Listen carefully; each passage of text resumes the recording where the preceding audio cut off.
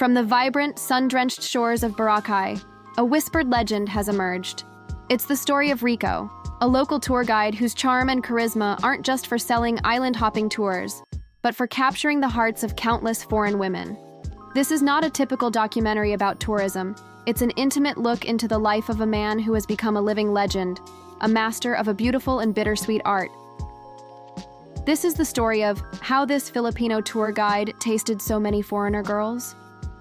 The sun dips below the horizon, painting the Boracay sky in hues of orange and purple, a nightly masterpiece that draws gasps from tourists and signals the start of another vibrant evening. But for Rico, a local tour guide whose tanned skin and easy smile are as much a part of the island's charm as its powdery white sands, this sunset marks not just the end of a day's work, but the beginning of another opportunity. Rico isn't just selling island-hopping tours or recommending the best beachfront restaurants. He's selling an experience, a connection, a slice of the Boracay dream that, for many foreign women, extends far beyond the typical tourist itinerary. His story is whispered among the local community, a legend of sorts, of a man who, despite his humble beginnings, has cultivated a reputation as Boracay's most prolific charmer of foreign hearts. Rico's journey began not with a grand ambition, but with a necessity. Growing up in a small nipa hut just a stone's throw from White Beach, he learned early on that the island's burgeoning tourism industry was their lifeline. His family, like many others, relied on the trickle of visitors for their daily sustenance. From a young age, Rico was a fixture on the beach, initially helping his mother sell fresh mangoes and woven bracelets. He was quick, observant, and possessed a natural charisma that drew people to him. He learned English not from textbooks, but from conversations with backpackers and resort guests. His accent, a charming blend of local dialect and global intonation. He absorbed their stories, their anxieties, their desires, becoming a sponge for cultural nuances that would later prove invaluable. As he entered his late teens, Rico transitioned from beach vendor to a full-fledged tour guide. He started small, guiding solo travelers to hidden coves and sharing local folklore with genuine enthusiasm. He knew Boracay like the back of his hand. Every secret snorkeling spot, every deserted stretch of sand, every vendor selling the freshest seafood. But what truly set him apart wasn't just his knowledge, it was his unparalleled ability to connect. He wasn't just a guide, he was a confidant, a friend, an instant companion in a foreign land. He had a way of making each person feel seen, heard, and utterly special. He remembered names, preferences, even the smallest details about their lives back home. This personalized touch, a rare commodity in the bustling tourism industry, began to build his legend. His reputation, initially local, started to spread among the tourist circuits. Women, in particular, found themselves drawn to Rico's genuine warmth and easygoing nature. Many arrived in Boracay seeking escape, adventure, or simply a break from their everyday lives. Rico offered all of that, and something more profound, a sense of belonging. He would often go beyond the call of duty, helping them navigate unfamiliar customs, haggling for better prices at the market, or simply offering a comforting presence when they felt overwhelmed. He was the friendly face in a sea of strangers, the anchor in a whirlwind of new experiences. This selfless dedication, or what appeared to be selfless dedication, paved the way for deeper connections. One of his earliest notable encounters, a story often recounted by his peers with a mix of envy and admiration, involved a Swedish backpacker named Lena. Lena arrived in Boracay heartbroken, having recently ended a long-term relationship. She was withdrawn, preferring to read on the beach rather than engage in the usual tourist activities. Rico, noticing her solitude, approached her not with a sales pitch, but with a simple offer of a fresh coconut.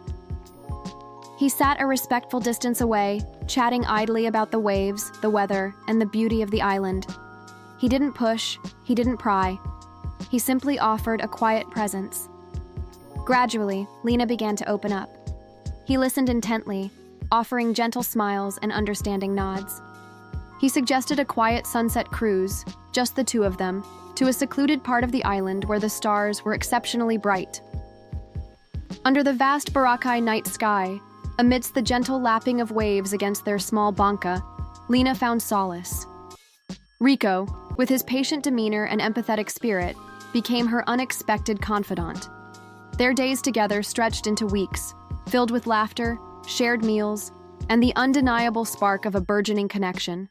Lena eventually left Boracay, but not before promising to return, her heart lighter and her outlook on life renewed, largely thanks to Rico. This encounter, subtle in its beginning, was a blueprint for many to follow. Rico's methods were never aggressive, never overtly flirtatious in a way that might deter. Instead, they were subtle, artful, almost imperceptible. He perfected the art of the lingering gaze, the gentle touch on the arm, the shared laugh that felt just a little more intimate than necessary. He understood the psychology of travelers, especially those venturing far from home. They were often seeking novelty, excitement, and a break from societal norms. He provided an escape, an adventure, and often an emotional connection that filled a void they might not have even known they had. He was an expert at reading body language, discerning subtle cues, and tailoring his approach to each individual. A shy German tourist might respond to gentle humor and quiet attentiveness, while a more outgoing American might appreciate playful banter and shared spontaneity. Rico was a master chameleon, adapting his personality to fit the desires of the woman in front of him. He developed a network of local contacts, from resort owners to restaurant managers, who, for a small commission or simply out of friendship, would subtly steer female solo travelers or groups of women towards Rico's services. "You want the best island experience? Ask for Rico," they would say, a knowing wink accompanying the recommendation. His name became synonymous with a good time, a reliable guide, and, for those in the know, a potential romantic entanglement. The internet, too, played a role. Early travel blogs and forum posts began to feature glowing reviews of Rico, the amazing Boracay guide, often hinting at his charm and the unforgettable experiences he provided. These online endorsements, unofficial and organic, further cemented his reputation. His approach wasn't transactional in the crude sense of the word. He genuinely enjoyed showing people his island, sharing its beauty and culture. This passion was palpable and infectious.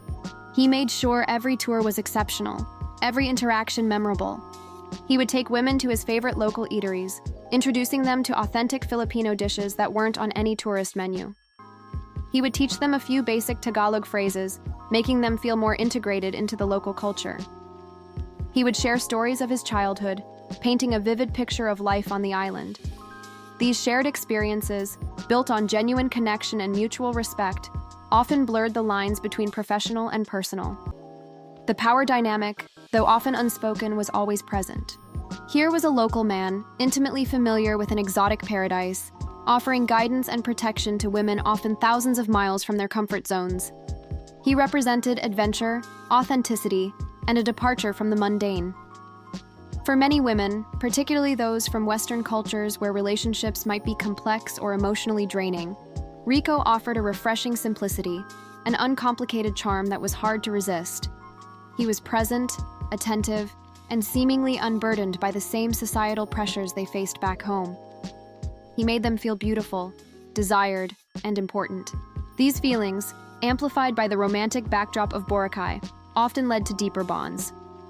His living situation, a modest home in the quieter part of the island, was a stark contrast to the luxurious resorts where many of his clients stayed. Yet he never felt inferior. If anything, his groundedness, his connection to the simple rhythms of island life, was part of his appeal. He wasn't chasing wealth or status in the same way.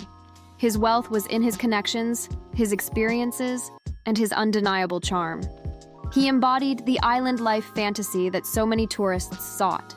He offered a glimpse into a world untainted by corporate grind or urban stress, a world where the biggest worry was often just the next tide. Rico also understood the temporariness of these encounters. Most women were on vacation, their time in Boracay limited. He embraced this fleeting nature, making the most of every moment. There were no expectations of long-term commitments, no complicated future plans. It was about the here and now, the shared experience, the intense but brief connection. This freedom from future obligations often made these relationships more exhilarating, more spontaneous.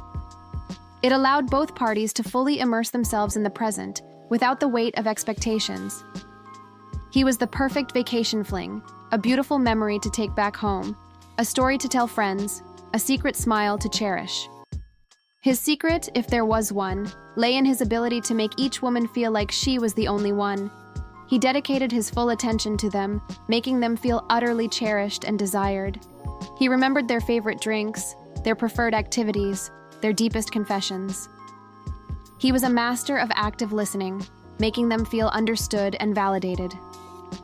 This genuine interest, combined with his undeniable physical attractiveness and the romantic allure of Boracay, created a potent cocktail that few could resist.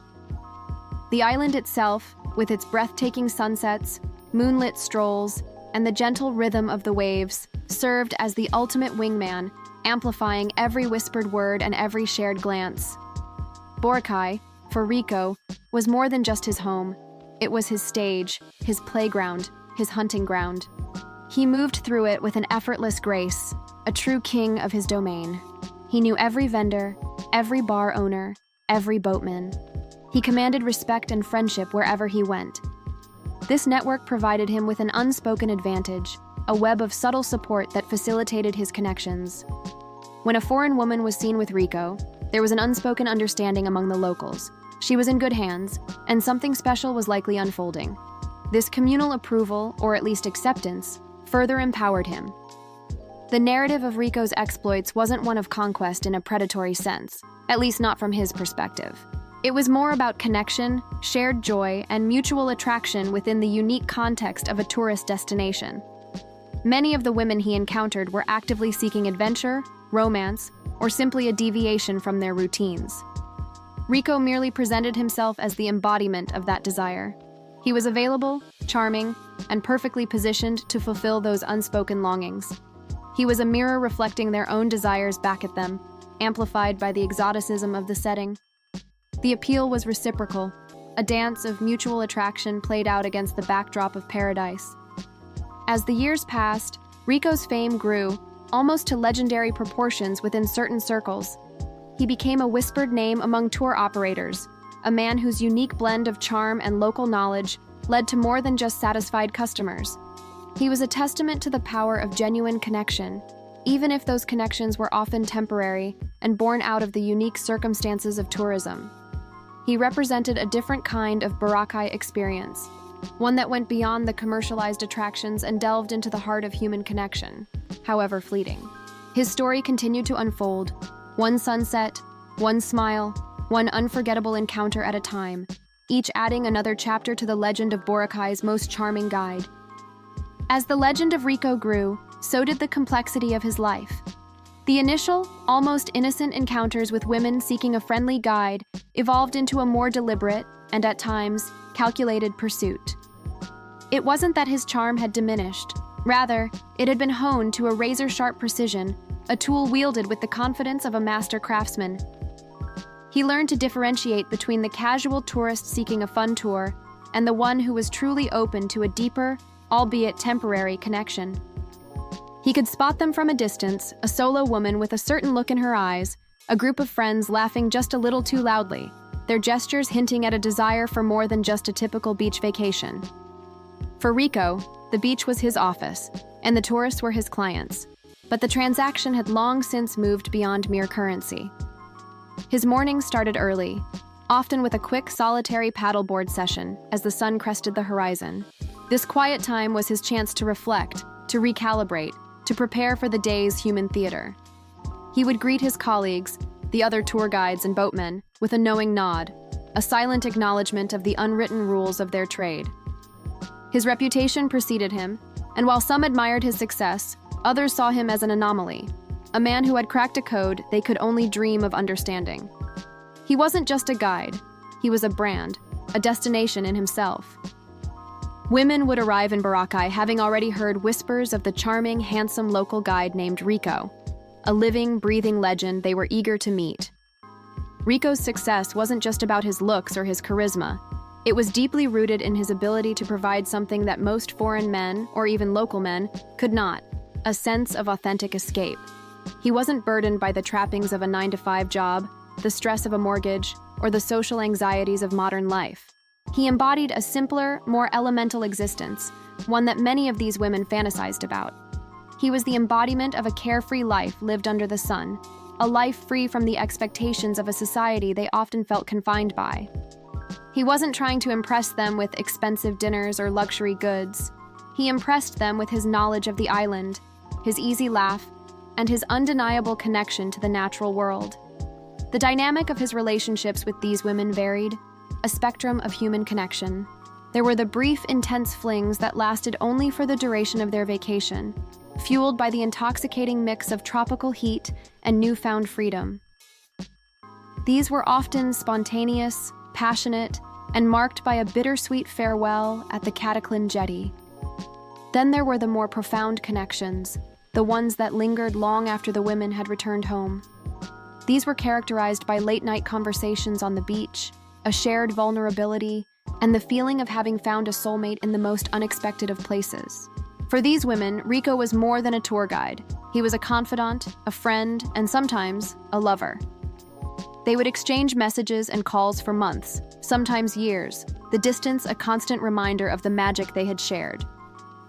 One such story involved a Canadian woman named Chloe, a travel writer who had come to Boracay to escape a creative block. She was jaded by travel, accustomed to the commercialized and often inauthentic experiences offered to tourists. When she met Rico, she was initially skeptical, her guard up. But Rico, with his intuitive sense of people, didn't push. He simply showed her the Boracay he knew, not the crowded white beach, but the quiet hidden coves where he would go to think the local market, where he knew every vendor by name, and the simple pleasures of eating fresh fish cooked over a fire on the beach. He read some of her work and offered insightful, unpretentious feedback, showing a depth that surprised her. He wasn't just a guide, he was an equal, a fellow artist in his own way. Their connection was intellectual as much as it was physical, a meeting of two minds against the stunning backdrop of the island. Chloe left Boracay not only with her creative block shattered, but also with a new perspective on life and a deep, lasting friendship with Rico. Rico's relationships were not without their challenges. He navigated the unspoken jealousies of his peers, the occasional anger of a jilted tourist who couldn't handle the end of their fleeting romance, and the constant pressure to live up to the myth he had created. He had to be a chameleon, adapting to each new personality that arrived on the island, never letting his guard down, never showing the exhaustion that sometimes came with his unique brand of work. He was a performer, and the stage was Boracay. He had to be constantly on, a source of endless energy and charm. It was a demanding role, one that required a level of emotional labor that was often overlooked. He developed a keen understanding of the cultural differences that often shaped these relationships.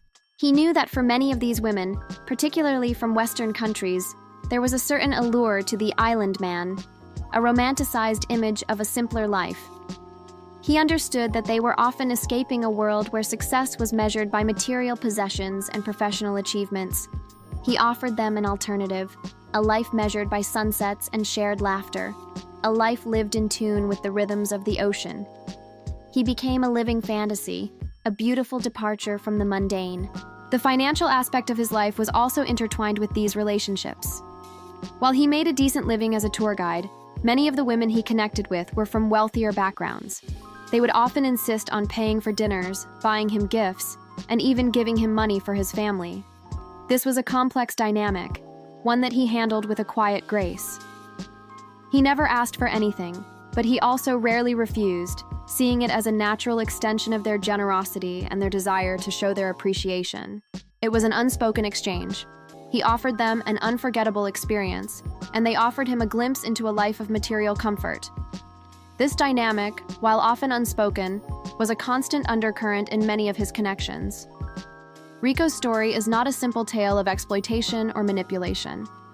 It is a nuanced portrait of a man who, through a unique set of circumstances and a natural gift for human connection, found a way to not only survive, but to thrive in a world built on tourism.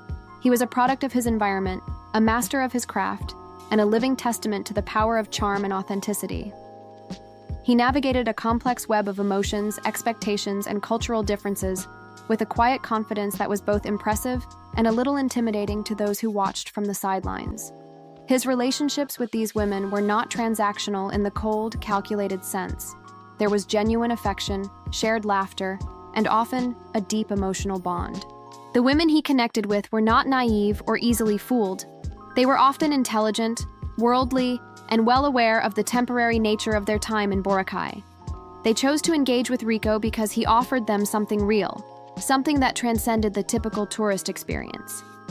He was a catalyst for self-discovery, a mirror reflecting their own desires for adventure and human connection.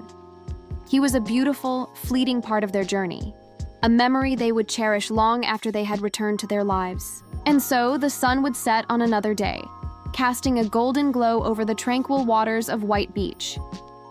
Rico, with his easy smile and a story for every occasion, would stand on the shore, a silhouette against the fading light. He was a man of the island, a son of Boracay, and a legend in his own time. The stories of his encounters continued to multiply, each one adding a new layer to the myth. He was a charming guide, a passionate lover, a loyal friend, and a master of the fleeting human connection. His life was a testament to the fact that in the most beautiful of places, the most beautiful of stories can often be found in the most unexpected of encounters. The years continued their relentless march, and with them, the tides of Boracay's tourism scene shifted. The island, once a backpacker's secret, transformed into a global destination, a bustling hub of luxury resorts, international brands, and a clientele that was often more demanding, more transient. For Rico, this new era presented both new opportunities and a deeper challenge to his established way of life. The charm that had worked so effortlessly on a generation of laid-back travelers now had to be refined, adapted, and recalibrated for a world that moved at a faster, more cynical pace. He was no longer the sole charming guide on the island. He was one of many, a seasoned veteran navigating a sea of fresh faces and new competition. The rise of social media fundamentally altered the landscape. Women who once arrived in Boracay on a whim, ready for spontaneous adventure, now came armed with itineraries curated from Instagram posts and TikTok videos. The personal, intimate connections he had once fostered were harder to forge in a world of quick photo ops and fleeting online trends. Rico, ever the adaptable student of human behavior, understood this shift. He didn't fight it, he embraced it. He learned to use the tools of the modern age, creating his own social media presence, a curated digital portfolio of his life on the island. He posted breathtaking photos of sunsets, videos of hidden lagoons, and snippets of his daily life, always with a caption that hinted at the genuine personal experience he offered. He was selling not just a tour, but a lifestyle, a fantasy that resonated with a new generation of travelers. Yet despite the changes, the core of his appeal remained the same: his authenticity. While other guides were focused on maximizing profit and rushing through tours, Rico continued to prioritize the human element. He still took the time to listen, to share stories, to make each person feel like they were the only one who mattered. He might now be taking them to a pre-arranged photo spot, but he would still linger afterward, sharing a quiet moment, telling them a local legend that no one else knew. He understood that in a world of manufactured experiences, genuine connection was the ultimate luxury. And for many women, particularly those in their 30s and 40s who had grown weary of the performative nature of modern relationships, this was exactly what they were searching for. One of his most enduring and complex relationships was with a woman named Sarah, a successful lawyer from London who had come to Boracay for a much-needed escape from a high-pressure career and a recent difficult divorce. She was guarded, intelligent, and initially completely unimpressed by the typical tourist hustle. Rico, sensing her guarded nature, approached her with a quiet respect. He didn't overwhelm her with charm. He offered her space, a quiet moment, and a simple invitation to see the island from a different perspective. Over the course of her 2-week stay, their relationship developed not in a whirlwind of passion, but in a slow, gentle unfolding of trust. They talked for hours about her life, her dreams, her fears. Rico, with his patient and non-judgmental demeanor, became a safe harbor for her, a person she could be truly vulnerable with. Their connection transcended the usual boundaries of a vacation fling, evolving into a deep and meaningful bond.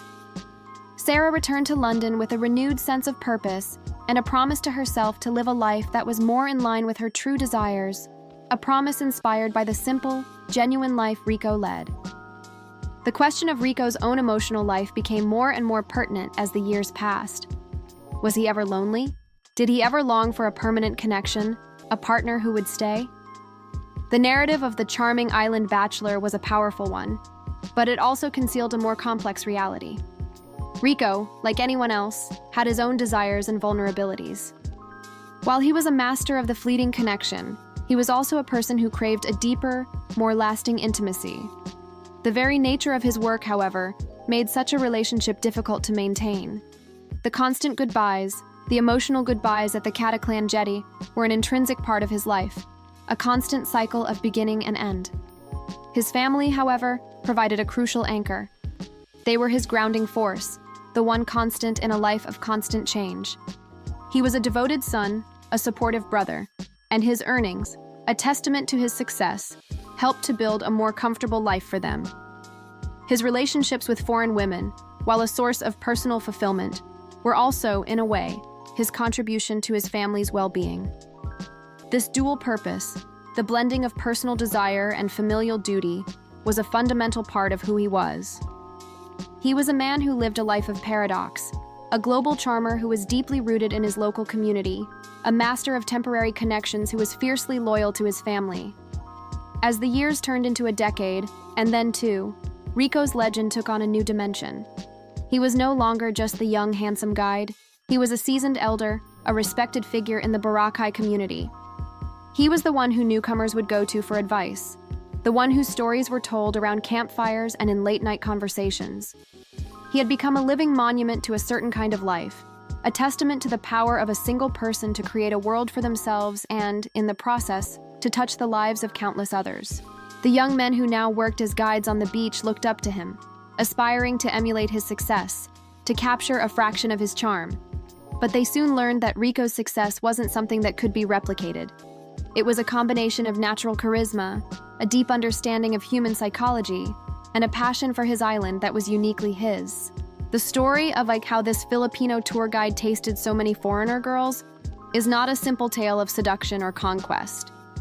It is a nuanced and complex portrait of a man who navigated the shifting tides of tourism, culture, and human connection with a quiet grace and an undeniable charm.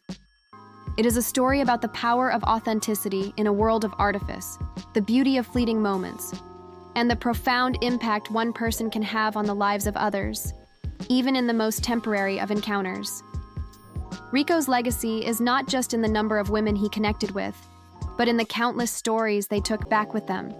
The memories of a simple, beautiful life lived under the Boracay sun, and the image of a man who, for a brief and magical time, showed them a world they had only ever dreamed of. The sun continues to set on Boracay, painting the sky in hues of orange and purple, a timeless masterpiece that marks the end of another day and the beginning of another story. And somewhere on the shore, Rico, the legendary guide, stands ready, a silent witness to the endless cycle of arrival and departure, a master of a beautiful, bittersweet art.